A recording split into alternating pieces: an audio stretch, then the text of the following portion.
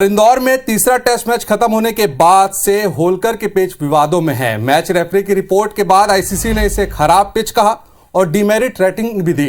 चर्चा है कि बीसीसीआई के फाइनल रिपोर्ट के आधार पर इंदौर के होलकर पर 1 साल तक का बैन भी लग सकता है। इस पूरे मामले पर एमपी क्रिकेट एसोसिएशन के अध्यक्ष अभिलाष खांडेकर से आईबीसी 24 संवाददाता नीलम घुर्वे ने खास बातचीत की।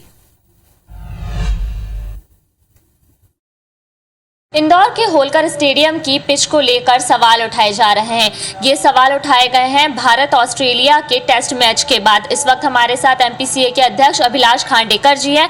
हम उनसे ही जानेंगे कि क्यों पिच को लेकर के सवाल उठाए जा रहे हैं। सर, जो आईसीसी के रेफरी हैं उन्होंने अपनी एक रिपोर्ट तैयार की है जिसमें इंदौर के होलकर स्टेडियम की पिच को जो है मार्किंग कम दी गई है और उसके बाद जो है सवाल उठाए जा रहे हैं। सर, इसके पहले इस टेस्ट श्रृंखला के जो 2 मैचेस हुए थे वो भी अलग अलग जगह पर इंक्लूडिंग दिल्ली जो मैचेस हुए वो भी लगभग 3 दिन के भीतर ही समाप्त हो गए। तो कहने का मतलब ये है कि जो आईसीसी के रेफरी महोदय ने जो रिपोर्ट दी उससे मुझे भी आश्चर्य लगा। मुझे कल शाम को पता लगी वो रिपोर्ट, और उसमें जो उन्होंने कहा कि इंदौर की पिच काफ़ी पुअर थी, जो उन्होंने शब्द वापरा है, ख़राब थी।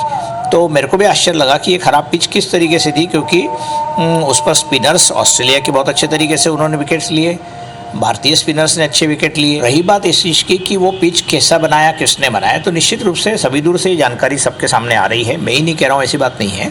लेकिन बीसीसीआई ने जो पिच के क्यूरेटर मतलब पिच बनाने वाले जो विशेषज्ञ रहते हैं वो इंदौर पहले ही भेज दिए थे मैच के पहले, और उनके निर्देशन में ये पिच बनी।